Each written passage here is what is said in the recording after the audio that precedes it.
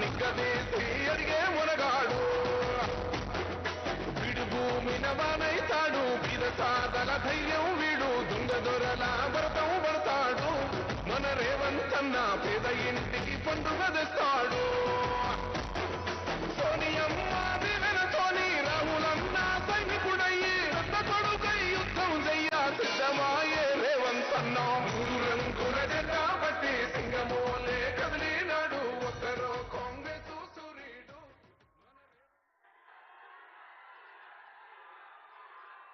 సభాధ్యక్షులు భారతీయ జనతా పార్టీ శాసనసభా పక్ష నాయకులు మిత్రులు మహేశ్వర్ రెడ్డి గారు, ఈ కార్యక్రమంలో నాతో పాటుగా ముఖ్య అతిథులుగా విచ్చేసిన జిల్లా ఇన్ఛార్జి మంత్రివర్యులు పెద్దలు జూపల్లి కృష్ణారావు గారు, ఈనాటి అభివృద్ధి కార్యక్రమాలలో ప్రధాన పాత్ర పోషించి ఉమ్మడి ఆదిలాబాదు జిల్లా రైతాంగానికి సాగునీరు అందించడానికి నిరంతరం కృషి చేస్తున్న పెద్దలు సాగునీటి పారుదల శాఖ మంత్రివర్యులు ఉత్తమ్ కుమార్ రెడ్డి గారు, అదేవిధంగా ఈ కార్యక్రమాన్ని పర్యవేక్షించి ప్రభుత్వానికి ప్రధానంగా ముఖ్యమంత్రి కార్యాలయానికి సలహాలు సూచనలు, పరిపాలనలో ప్రభుత్వానికి చేదోడుగా వాదోడుగా ఉన్న సలహాదారులు మాజీ మంత్రివర్యులు పెద్దలు సుదర్శన్ రెడ్డి గారు, అదేవిధంగా స్థానిక పార్లమెంట్ సభ్యులు నగేష్ గారు, శాసనసభ్యులు వెడ్మ బొజ్జు గారు, రామారావు పటేల్ గారు, శాసన మండలి సభ్యులు దండే విఠల్ గారు, శాసన మండలి సభ్యులు అంజిరెడ్డి గారు, అదేవిధంగా వేదికను అలంకరించిన రాష్ట్ర కేంద్ర మాజీ మంత్రివర్యులు శాసన మండలి సభ్యులు శాసనసభ్యులు వివిధ కార్పొరేషన్లకు సంబంధించిన చైర్మన్లు ప్రజాప్రతినిధులు ప్రాణ సమానులైన నిర్మల్ జిల్లా శ్రేణులందరికీ మనస్ఫూర్తిగా హృదయపూర్వకంగా ధన్యవాదాలు అభినందనలు తెలియజేస్తున్నా. మిత్రులారా, నిర్మల్ ప్రాంతానికి నేను మొట్టమొదటిసారి పిసిసి అధ్యక్షుడిగా బాధ్యత తీసుకున్న 2021 సంవత్సరంలో మొట్టమొదటి కార్యక్రమం పిసిసి అధ్యక్షుడిగా ఈ ప్రాంతానికి నిర్మల్ పట్టణానికి రావడం జరిగింది. ఆనాడు మీరందరూ వేలాదిగా తరలొచ్చి అండగా నిలబడతాం, ప్రజా సమస్యల మీద కొట్లాడండి, మీకు ఎల్లవేళలా తోడుగా ఉంటామని మీరు ఇచ్చిన భరోసా, మీరిచ్చిన మద్దతే ఈనాడు తెలంగాణ రాష్ట్రానికి ముఖ్యమంత్రిగా తిరిగి మీ ముందు నిలబడడం జరిగింది.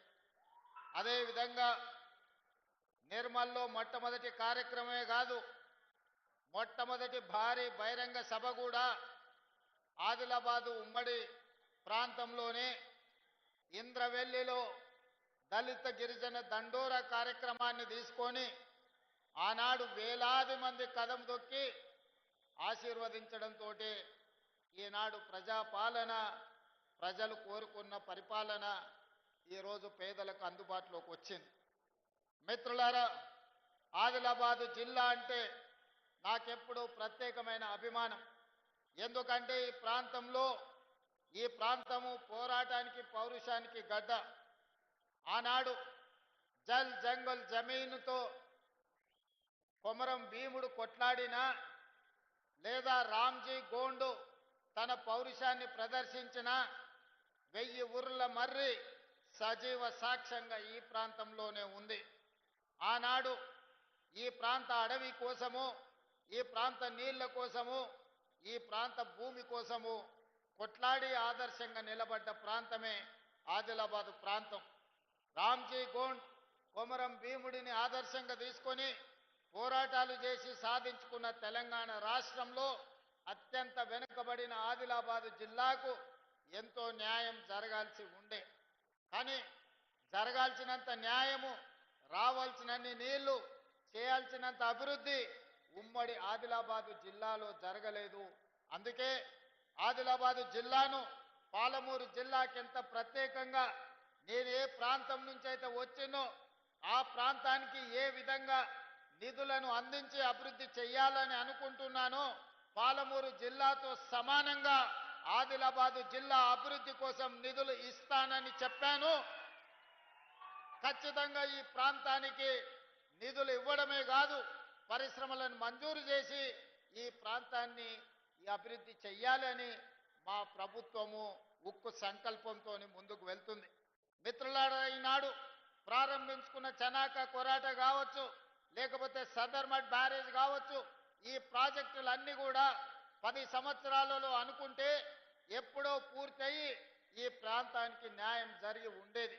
కానీ ఏదైనా కారణం ఏమైనా ఉండొచ్చు, ఆ 10 సంవత్సరాలలో పూర్తి కాలేదు. కాబట్టే పెద్దలు ఉత్తమ్ కుమార్ రెడ్డి గారు సాగునీటి ప్రాజెక్టుగా మంత్రిగా బాధ్యత చేపట్టిన తర్వాత ప్రత్యేకమైన దృష్టి పెట్టి భూసేకరణకు నిధులను మంజూరు చేసి ఈనాడు ఈ ప్రాజెక్టులను పూర్తి చేసుకోవడం జరిగింది.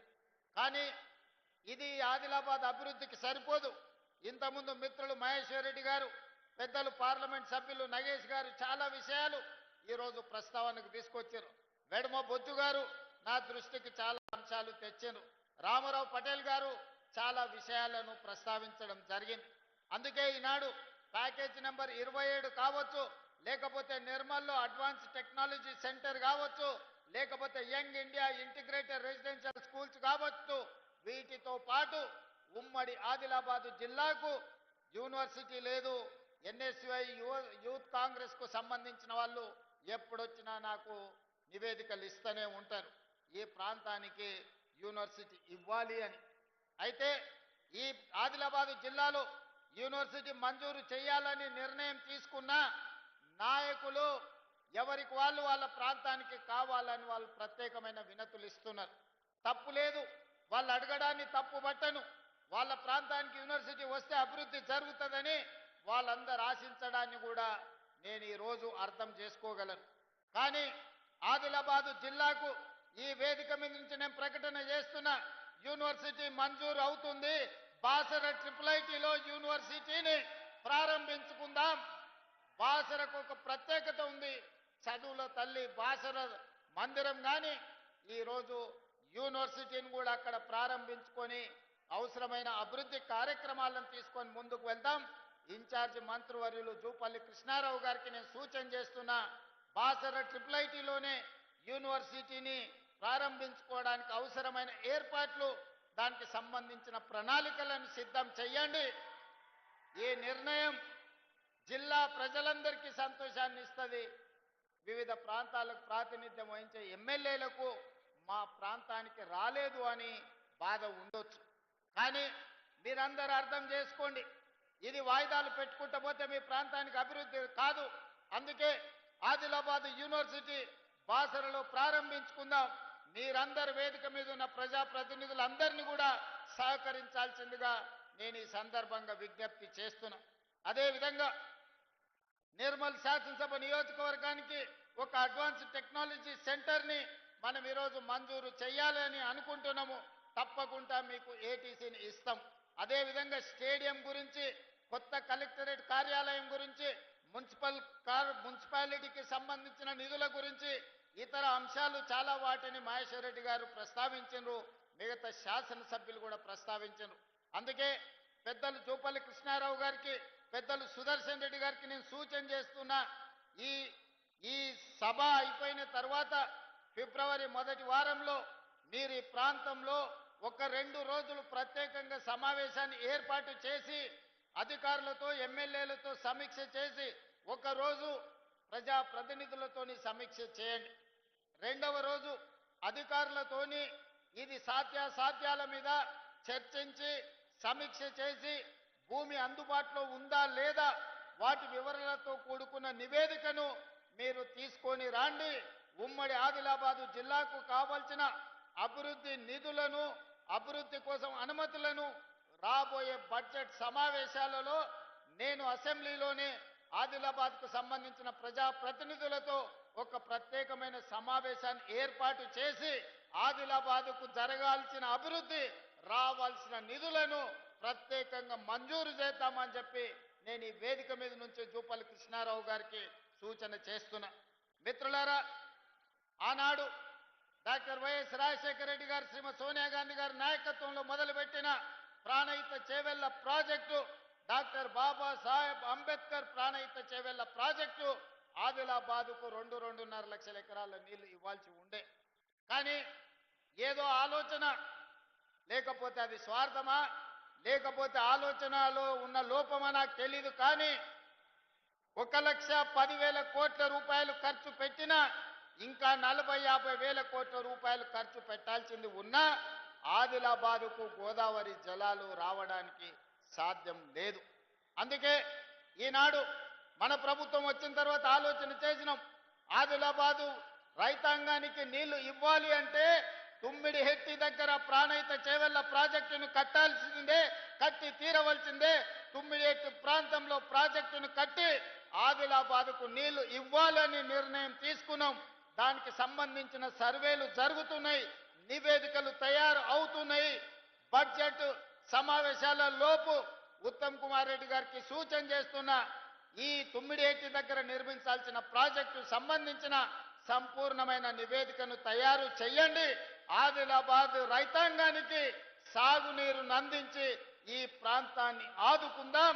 తుమ్మిడిహెట్టి దగ్గర ప్రాజెక్టు నిర్మించుకుందాం. మనకు రావాల్సిన నీళ్లను, ప్రతి చుక్కను మనం ఒడిసి పట్టుకుందామని చెప్పి ఉత్తమ్ కుమార్ రెడ్డి గారికి నేను సూచన చేస్తున్నా. అదేవిధంగా ఎర్ర బస్సే కష్టం. ఆదిలాబాదు గూడాలలో ఇక్కడుండే పటేళ్లు చాలా మంది వచ్చి నన్ను కలుస్తుంటారు. సార్, మాకు పోవడానికి దారి లేదు, ఆ ఫారెస్ట్ ఆఫీసర్లు ఇల్లు కట్టుకొని ఇస్తలేరు, మా ఊరికి ఎర్ర బస్సు కూడా రావడం లేదని.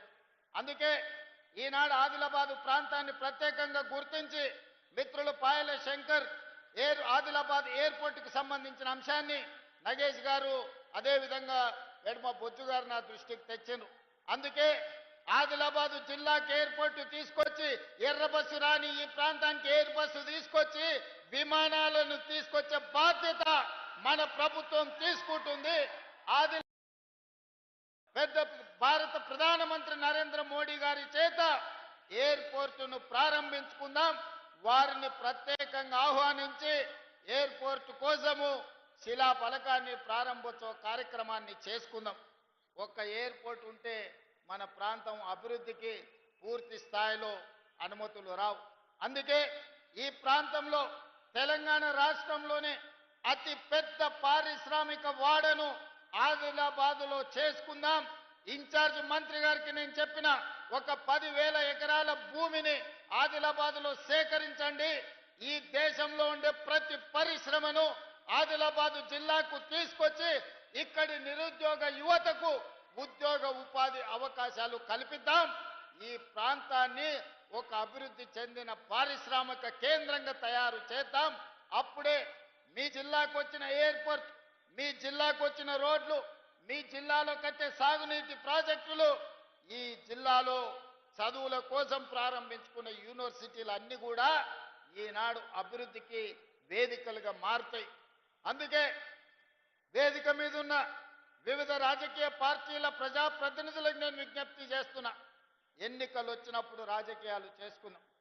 ఎన్నికలు వచ్చినప్పుడు ఎవరి పార్టీని గెలిపించుకోవడానికి వాళ్ళు ప్రయత్నం చేసుకుందాం. ఎన్నికలు ముగిసిన తర్వాత అభివృద్ధి మంత్రంగా మనల్ని ఓట్లేసి గెలిపించిన ప్రజలకు సంక్షేమాన్ని, అభివృద్ధిని అందించే విధంగా కలిసిమెలిసి పనిచేద్దాం. భారతీయ జనతా పార్టీ నాయకులకి వేదిక మీద నుంచి విజ్ఞప్తి చేస్తున్నా, ప్రతి 3 నెలలకు ఒకసారి ప్రధానమంత్రి దగ్గరికి వెళ్తున్నా, ప్రతి 10 రోజులకు ఒకసారి కేంద్ర మంత్రుల దగ్గరికి వెళ్తున్నా.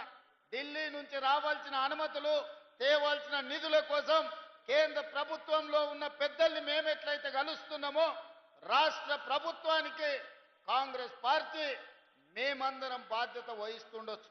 మీరు రాండి, నిస్సందేహంగా మీకేం కావాలనో నిధుల గురించి చెప్పండి, తప్పకుండా చేయగలిగింది చేస్తాం. దీంట్లో రాజకీయాలు లేవు, మన ప్రాంతాన్ని అభివృద్ధి చేసుకోవాలి. మన మీద విశ్వాసం ఉంచి మనకు ఓట్లేసిన ప్రజలకు మేలు జరగాలి అనంటే ఎమ్మెల్యేలు, ఎంపీలు ఆ ప్రాంతానికి సంబంధించిన సమస్యల్ని ప్రభుత్వం దృష్టికి తీసుకురావాలి. చాలా మంది అంటుంటారు నరేంద్ర మోడీ గారిని పదే పదే రేవంత్ రెడ్డి గారు కలుస్తుంటారని. నరేంద్ర మోడీ గారు నాకు బంధువేం కాదు, నరేంద్ర మోడీ గారితో ఇంక నాకు చుట్టరికమేం లేదు. కానీ వారి దేశానికి ప్రధానమంత్రి అనుమతిస్తేనే ఎయిర్పోర్ట్ వస్తుంది, పెద్ద పెద్ద పరిశ్రమలు వస్తాయి, మనకు నిధులు వస్తాయి. ఇవాళ మనం తుమ్మిడేటి దగ్గర ప్రాజెక్టు కట్టాలి అనంటే మహారాష్ట్ర నుంచి కొన్ని అనుమతులు తీసుకోవాలి. మహారాష్ట్రలో భారతీయ జనతా పార్టీ అధికారంలో ఉంది. ఒకవేళ ముఖ్యమంత్రి గారు మనం అడిగితే, ఒకవేళ ఏదైనా ఆలోచన చేస్తే, నరేంద్ర మోడీ గారు ఒక మాట చెప్తే, అమిత్ షా గారు ఒక మాట చెప్తే మన ప్రాంతానికి మేలు జరుగుద్ది. ప్రజల కోసం, ప్రాంత అభివృద్ధి కోసం, ఈ ప్రాంత నిరుద్యోగ యువకులకు ఉద్యోగ ఉపాధి కోసం ఎవరినైనా కలవడానికి ఒక్క క్షణం కూడా ఆలోచన చెయ్యను. నేను పైరవీల కోసం పోను. పర్సనల్ ఎజెండా నా దగ్గర లేదు. నాకున్నదల్లా చిన్న వయసులోనే ఈ తెలంగాణ రాష్ట్ర ప్రజలు 4 కోట్ల తెలంగాణ బిడ్డలు ఈ రోజు నాకు అవకాశం ఇచ్చి భుజము తట్టి ముఖ్యమంత్రి కుర్చీలో కూర్చోబెట్టారు. మరి దానికి న్యాయం చేయాల్సిన బాధ్యత నా మీద ఉందా లేదా మీరు ఒక్కసారి ఆలోచన చేయండి. ఎవరిని కలిసినా, నేను వెళ్ళినప్పుడు బీజేపీ ఎంపీలు కూడా ఉన్నారు. నేను వెళ్ళేటప్పుడు నా సహచర మంత్రులను కూడా తీసుకెళ్తున్నా. ప్రధానమంత్రి గారికి ఇవ్వాల్సిన గౌరవం ఇచ్చినాం, అడగాల్సిన అనుమతులు అడిగినాం. ఇవాళ తెచ్చుకోవాల్సిన కొన్ని తెచ్చుకున్నాం. ఇవాళ వరంగల్లో ఎయిర్పోర్ట్ వచ్చింది. ఇవాళ మనకు ఆదిలాబాద్ ఎయిర్పోర్ట్ మంజూరు చేస్తామని చెప్పిండ్రు. ఇవన్నీ మనం అడగకుండా వస్తాయా? 10 సంవత్సరాలు వాళ్ళు అడగలేదు. పెద్దలు చెప్పిండ్రు అడగంది అమ్మాయినా పెట్టదని. కేంద్ర ప్రభుత్వానికి ఎట్లా తెలుస్తుంది మనకేం సమస్య ఉందో, ఆ సమస్య ఏ విధంగా పరిష్కారం అవుతుందో? అందుకే ఆ సమస్యల్ని మనం నివేదికల ద్వారా కేంద్ర ప్రభుత్వానికి అందించడం ద్వారా, కేంద్రం నుంచి తెచ్చుకోవాల్సిన మంజూరీలు తెచ్చుకోవడం ద్వారా మన ప్రాంతాన్ని అభివృద్ధి చేసుకుందాం. దానికి సంపూర్ణంగా మీరు సహకరించాల్సిందిగా నేను కోరుకుంటున్నా. 10 సంవత్సరాలు ఏలిన వాళ్ళు ఈ ఆలోచన చేయకపోవడం వల్లనే తెలంగాణ రాష్ట్రానికి తీరని నష్టం జరిగింది. కేంద్రం నుంచి తెచ్చుకోవాల్సిన నిధులు, ఇస్తున్న నిధులు కూడా తీసుకోకపోవడం వల్లనే ఈనాడు తెలంగాణ రాష్ట్రం మీద 8,11,000 కోట్ల రూపాయల అప్పుల భారం పడ్డది. ఇవాళ అప్పే మనకు 30. ఆనాడు పాలకులు చేసిన తప్పులు, వాళ్ళు చేసిన అప్పులు ఈనాడు ఉరితాడై తెలంగాణ రాష్ట్ర ప్రజల యొక్క ఊపిరి తీసే పరిస్థితి వచ్చింది. అందుకే ఈ చిక్కుముళ్లను ఒక్కొక్కటి పరిష్కరించుకుంటూ, సమస్యల్ని దాటుకుంటూ, పేద ప్రజలకు చేయాల్సిన పనులను చేసుకుంటూ ఈరోజు ముందుకెళ్తున్నాం. నేను ఈడున్న పేదోళ్ళని అందరిని అడుగుతున్నా, ఆనాడు మీకు ఎన్ని డబుల్ బెడ్రూమ్ ఇళ్ళు వచ్చినాయి ఒక్కసారి ఆలోచన చేయండి. ఈనాడు ఈ ప్రభుత్వంలో ప్రతి నియోజకవర్గానికి 3,500 ఇందిరమ్మ ఇండ్లు ఇచ్చి ఇల్లు లేని నిరుపేదలకు నిలువ నీడ ఇవ్వడానికి ఇలా ఇందిరమ్మ ఇండ్లు ఇచ్చినాం. ఇక పక్కన మా అక్కలు ఉన్నారు, మా చెల్లెళ్ళు అందరూ చూస్తున్నారు. అక్క, ఆనాడు ఎన్నడైనా రేషన్ షాపులు ఇచ్చిన బియ్యం వండి పిల్లలకు భోజనం పెట్టినరా? ఎన్నడైనా ఆ ప్రభుత్వంలో ఇచ్చిన బియ్యం ఎన్నడైనా వండి మీరన్నా తిన్నరా? మన సంటి పిల్లలకన్నా పెట్టినమా? కానీ ఇవాళ ఈ ప్రభుత్వం వచ్చిన తర్వాత, ఉత్తమ్ కుమార్ రెడ్డి గారు మంత్రి బాధ్యతలు చేపట్టిన తర్వాత ఇవాళ సన్న బియ్యం ఇస్తే ప్రతి తల్లి ఆ సన్న బియ్యం తెచ్చి అదే వండి వాళ్ళు తినడమే కాదు, సంటి పిల్లలకి ఇవాళ బుక్కెడు బువ్వ పెడుతుండ్రంటే సన్న బియ్యం ఈ ప్రభుత్వం ఇచ్చిన మాట వాస్తవం కాదా? ఇవాళ ఉండడానికి, కట్టుకోవడానికి, పేదవాడికి ఇల్లు వచ్చిందంటే ఇల్లు కట్టుకోవడానికి 5 లక్షల రూపాయలు ఉచితంగా మీకు ఇచ్చిన మాట వాస్తవం కాదా అని చెప్పి నేను ఈరోజు మిమ్మల్ని అడుగుతున్నా. ఇవాళ రైతులను అడుగుతున్న, ఆదిలాబాద్ జిల్లా అంటే రైతులు ఈ ప్రాంతం. ఇవాళ సన్న వడ్లు పండించిన వాళ్ళకు 500 రూపాయల బోనస్ ఉత్తమ్ కుమార్ రెడ్డి గారు మీ ఖాతాలు వేపిస్తున్నాడా లేదా మీరు ఒక్కసారి ఆలోచన చేయండి.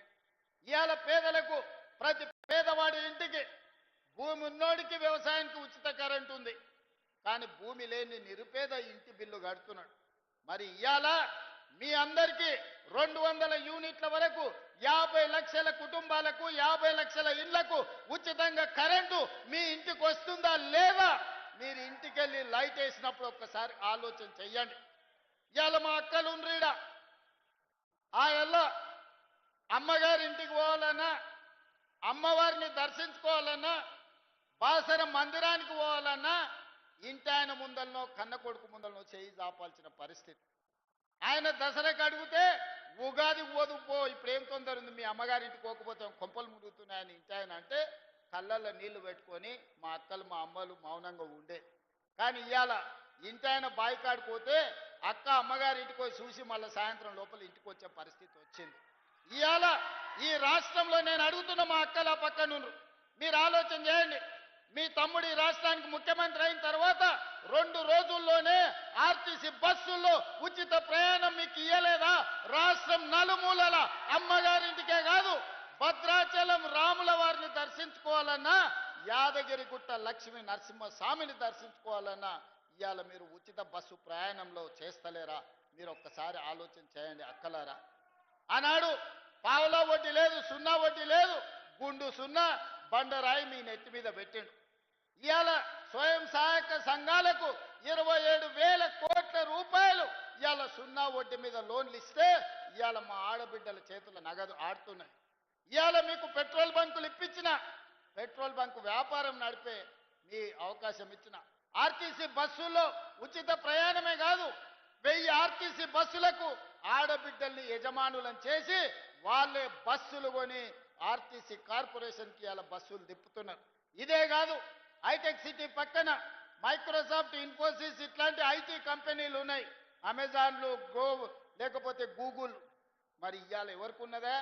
4 ఎకరాల భూమి మా అక్కలకు మా చెల్లెళ్ళకి ఇచ్చిన శిల్పారామం పక్కన 1000 కోట్ల భూమి, 150 స్టాల్స్ స్వయం సహాయక సంఘాలు నడుపుకోవడానికి 1000 కోట్ల భూమికి యజమానులను చేసి వాళ్ళు తయారు చేస్తున్న వస్తువులను అక్కడ అమ్ముకునేటట్టు పెట్టినాం.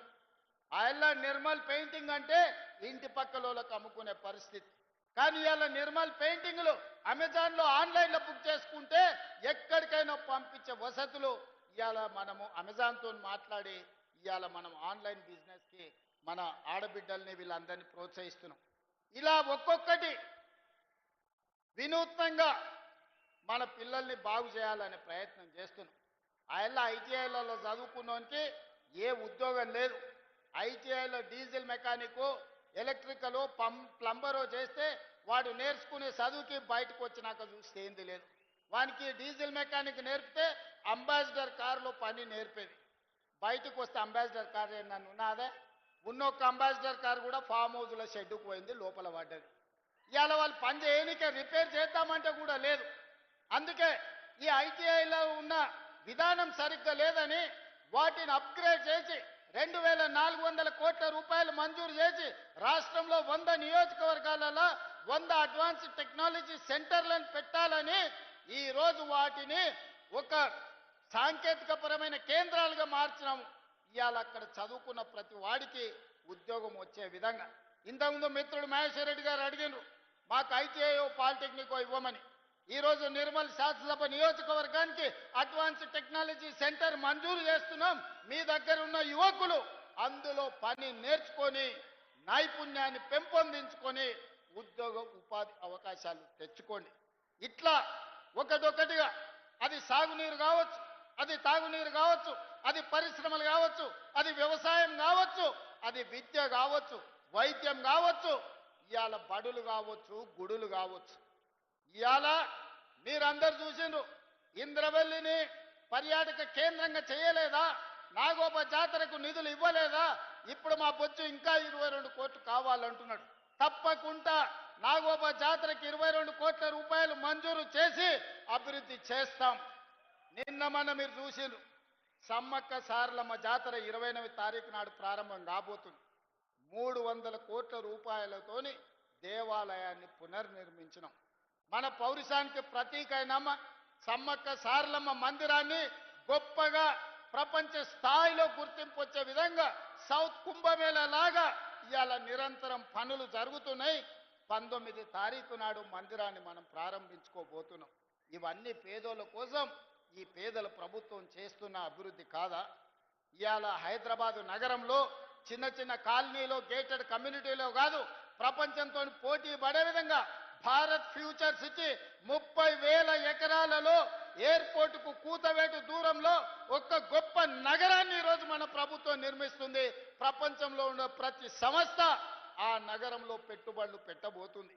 ఇవన్నీ కూడా మన భవిష్యత్ తరాల కోసమే కదా.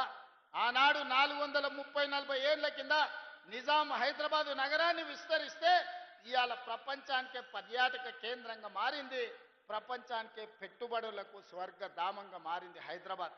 ఆ రోజు నాకెందుకని ఆయన అనుకుని ఉంటే ఇవాళ ఇన్ని లక్షల మందికి ఉద్యోగ ఉపాధి అవకాశాలు వస్తుండేనా? అందుకే ఇవాళ ఎయిర్పోర్టు పక్కన 30,000 ఎకరాలల్లా ప్రపంచంలోనే గొప్ప నగరాన్ని ఇవాళ మన ప్రభుత్వం నిర్మించే ప్రయత్నం చేస్తే ఆయన ప్రభుత్వాన్ని పట్టుకొని రియల్ ఎస్టేట్ బ్రోకర్లు మీరందరూ అధికారంలో ఉన్నారని మాట్లాడుతున్నారు. నేను అడగదలుచుకున్నా, 40 ఏళ్ల రాజకీయ అనుభవం, ఎమ్మెల్యేగా, రాష్ట్ర మంత్రిగా, ఎంపీగా, కేంద్ర మంత్రిగా, పార్టీ ప్రెసిడెంట్గా 10 సంవత్సరాలు ముఖ్యమంత్రి చేసి ఈనాడు ప్రధాన ప్రతిపక్ష నాయకుడిగా ఉన్న పెద్ద మనిషి మాట్లాడే మాటలేనా? అభివృద్ధి చేస్తుంటే చేతనైతే నీ అనుభవంతో ఆశీర్వదించు, నీ అనుభవాన్ని ఉపయోగించి మాకు సూచనలు చేయి. ఒకవేళ ఏది నీకు ఇష్టం లేకపోతే మౌనంగా ఫామ్ హౌస్లోనే పడుకో, మేము వద్దంటలేం. కానీ వెనకటికి పురాణాలలో మనం చూసినాం, శుక్రాచార్యుని శిష్యులు మారీచుడు, సుబాహుడు అని రాక్షసులు ఉండేటోళ్ళు. దేవతలు యజ్ఞాలు యాగాలు చేస్తే శుక్రాచార్యుడి సూచనతోని మారీచుడు, సుబాహుడు వచ్చి ఆ యాగాలను యజ్ఞాలను భగ్నం చేసేటోళ్ళు. లాస్ట్కి ఏమైందే? రాముడి చేతులు సచ్చింది. ఇవాళ కూడా శుక్రాచార్యుడు ఫామ్ హౌస్లు ఉండు, ఓ మారీచుడు, ఓ సుబాహుడు అసెంబ్లీకి వచ్చి అడ్డం పడుతున్నారు బావా బామ్మార్దుల ముసుగులో. చివరికి రాజకీయంగా మీకు సమాధి అవుతుంది తప్ప ఇందులో మీకు వచ్చేది ఏమీ లేదు. అందుకే వాళ్ళకు కనువిప్పు కలగాలి, దేవుడు వాళ్ళకు కనువిప్పు కలిగించాలి. 10 సంవత్సరాల అధికారాన్ని అనుభవించను, 8 లక్షల కోట్ల రూపాయలు అప్పు చేసిను, 1,000 కోట్ల రూపాయల దోపిడీ చేసిను. ఇప్పుడు ప్రజలకు మేలు జరుగుతుంది, ప్రజలకు సహాయం అందించాలనే ప్రయత్నం చేస్తున్నాం. మీరు ఆశించినవన్నీ ఒకటేసారి జరగకపోవచ్చు, కానీ విడతల వారిగా మనం సమస్యలు పరిష్కరించుకుంటున్నాం. కుటుంబంలో ఉండే సమస్యలు కూడా అన్నీ ఒకటేసారి పరిష్కారం అవుతాయా? మా అక్కల్ని అడుగుతున్నా, బిడ్డ పెళ్లి చేస్తే వడ్డానం అడుగుతుంది, మనం ముందే ఏం చెప్తాం? చెవులకు దుద్దులు చేసుకో, చేతికి ఉంగరం చేసుకో బిడ్డ, మళ్ళీ పంట వన్నాక నీకు ఏదైనా చేపిస్తాను. నిజంగానే మన బిడ్డకు చేపియొద్దని మనకు ఉంటుందా? ఏ తల్లికైనా తన దగ్గర ఉన్నదంతా తీసి బిడ్డకి ఏదో ఒకటి పెట్టాలనుకుంటాం. కానీ సంసారం సహకరించకపోతే, పరిస్థితులు అనుకూలించకపోతే కొన్నిసార్లు వాయిదా చేసుకుంటాం. ప్రభుత్వం కూడా సంసారమే కదా, మీ అందరికీ చెయ్యాలన్నదే కదా నా ఆలోచన. మీకోసమే కదా మేము ఇక్కడ ఉన్నది. మేము ఏ ఒక్క రూపాయి ఇంటికి తీసుకెళ్ళాలి కదా. ఇండ్లు ఇచ్చినా, బియ్యం ఇచ్చినా, రేషన్ కార్డులు ఇచ్చినా, 10 ఏళ్ళు రేషన్ కార్డులు ఇచ్చే దిక్కు లేదు. ఇవాళ లక్షలాది రేషన్ కార్డులు ఇవాళ పేదలకు ఇచ్చిన మాట వాస్తవం కాదా? ఇవన్నీ ఒకటొకటిగా చేసుకుంటూ వస్తున్నాం. ఇంకా చేయాల్సింది ఉంది. మీరు ఆశీర్వదించండి, మీరు అండగా నిలబడండి. ఈ తెలంగాణ రాష్ట్రాన్ని దేశంలోనే అభివృద్ధి చెందిన మొదటి రాష్ట్రంగా తీర్చిదిద్దుకుందాం. మొన్న జరిగిన సర్పంచ్ ఎన్నికల్లో విలక్షణమైన తీర్పు ప్రజలు ఇచ్చిండ్రు. 66% ఆశీర్వదించి నెంబర్ 1గా నిలబెట్టిండ్రు. రాబోయే మున్సిపల్ ఎన్నికల్లో కూడా నా సూచన, మంచి వాళ్ళని గెలిపించండి, మంత్రులతోని పనులు చేయించుకునేటోళ్ళని గెలిపించండి, ఊరి సమస్యల్ని, బస్తీ సమస్యల్ని అవగాహన ఉన్నోళ్ళని గెలిపించండి. 10 రూపాయలకు మనం ఓటేస్తే 100 రూపాయలు వాడు కొల్లగొడతాడు. అందుకే మనమంటే ఇష్టపడేటోడు, మన సమస్యల్ని పరిష్కరించటోని గెలిపించండి. నేను వాళ్ళని గెలిపించండి, వీళ్ళని గెలిపించండి అని అనట్లేదు. ప్రజల ప్రభుత్వంతో కలిసి పనిచేసేటోళ్ళని గెలిపిస్తే మన ప్రాంత సమస్యలు పరిష్కారం అవుతాయి. తొందరలోనే మున్సిపల్ ఎన్నికలు జరుగుతున్నాయని టీవీలలో, పేపర్లలో వస్తుంది. మున్సిపల్ ఎన్నికలు వచ్చినప్పుడు మంచోన్ని గెలిపించుకోండి, మనోన్ని గెలిపించుకోండి, మంచిగా మీ సమస్యల్ని పరిష్కరించేటోని గెలిపించుకోండి. అప్పుడే మీ ప్రాంతాలకు అభివృద్ధి జరుగుతుంది. ఇవాళ నేను ముఖ్యమంత్రి ఈడికి వచ్చిన అంటే బీజేపీ ఎమ్మెల్యేలైనా వాళ్ళు వచ్చి అడిగినారు కాబట్టి ఇవాళ మంజూరు చేస్తానని నేను చెప్పిన. వాళ్ళు ఈ సభకు రాకుండా, ఈ సభలో అడగకుండా, మీ సమస్యలు ప్రస్తావించకపోతే మీకు అన్యాయం జరిగి ఉండేది కదా. నా సూచన ఒక్కటే, ఎన్నికలప్పుడే రాజకీయాలు చేద్దాం, ఎన్నికల తర్వాత అభివృద్ధిలో కలిసి నడుద్దాం. ఇవాళ మహేశ్వర్ రెడ్డి గారైనా, వెడమ బొజ్జు గారైనా, రామారావు పటేల్ గారైనా, ఈ వేదిక మీద ఉన్న ఎమ్మెల్యేలు ఎమ్మెల్సీలు ఏవైతే విషయాలను నా దృష్టికి తీసుకొచ్చిండ్రో వాటన్నిటిని కూడా మా ఇన్ఛార్జ్ మంత్రి గారికి సూచన చేస్తున్నా. మీరు ఫిబ్రవరి మొదటి వారంలో మీరు సుదర్శన్ రెడ్డి గారు వచ్చి కూర్చొని ఒక రోజంతా ప్రజాప్రతినిధులతోని, రెండవ రోజు అధికారులతోని సమీక్ష చేసి రేపటి బడ్జెట్ సమావేశాలకు ఆదిలాబాద్ కోసం ప్రత్యేకమైన నివేదిక తయారు చేయండి. బడ్జెట్లోనే నిధులను పెట్టి ఈ ప్రాంతాన్ని అభివృద్ధి చేయడానికి మనం సంపూర్ణంగా సహకరిద్దామని తెలియజేస్తున్నా. మిత్రులారా, మీకు అందరికీ అనిపించవచ్చు అన్నేందబ్బా సప్పగా మాట్లాడుతుండు, ఏం చెప్తలేడా. నేను ఓడిపోయిన వాళ్ళ గురించి, పడిపోయిన వాళ్ళ గురించి మాట్లాడదలుచుకోలే, నిర్ణయం తీసుకున్నా. ఒక్క ఏటుకు పోయాడ వండుకున్నారు. వెనకటికి టైసన్ నాకౌట్ కొట్టింది కదా, ఒక దెబ్బకి అన్నీ అయిపోయినట్టు. అన్నీ అయిపోయినాయి, ఇప్పుడు మనం పని చేయాలి. అందుకే వాళ్ళ గురించి వీళ్ళ గురించి ఏదేదో మాట్లాడాలని నేను అనుకుంటలేను. నాకు ఇచ్చిన బాధ్యతతోని మీకందరికీ పని చెయ్యాలి, సేవ చెయ్యాలి అనుకుంటున్నా. మేము పాలకులం కాదు, మేము సేవకులము. తప్పకుండా మీకు సేవ చేస్తాం, మిమ్మల్ని అభివృద్ధి చేస్తాం, మీ మనసు గెలుస్తాం. రాబోయే ఎన్నికల్లో మళ్ళీ గెలుస్తాం. 2034 వరకు మన ప్రభుత్వాన్ని కొనసాగిస్తాం. ఆదిలాబాద్ సమస్యలు పరిష్కరిస్తా, ఇక్కడికి ఎయిర్పోర్ట్ తెస్తా, ఇక్కడికి పారిశ్రామిక వాడ తీసుకొస్తాం. తుమ్మిడి హెట్టి దగ్గర గోదావరి జలాల కోసం ప్రాజెక్టు కట్టి ఆదిలాబాద్ను అభివృద్ధి చేద్దామని చేస్తూ మీ అందరి దగ్గర సెలవు తీసుకుంటున్నా. ధన్యవాదాలు మిత్రులారా.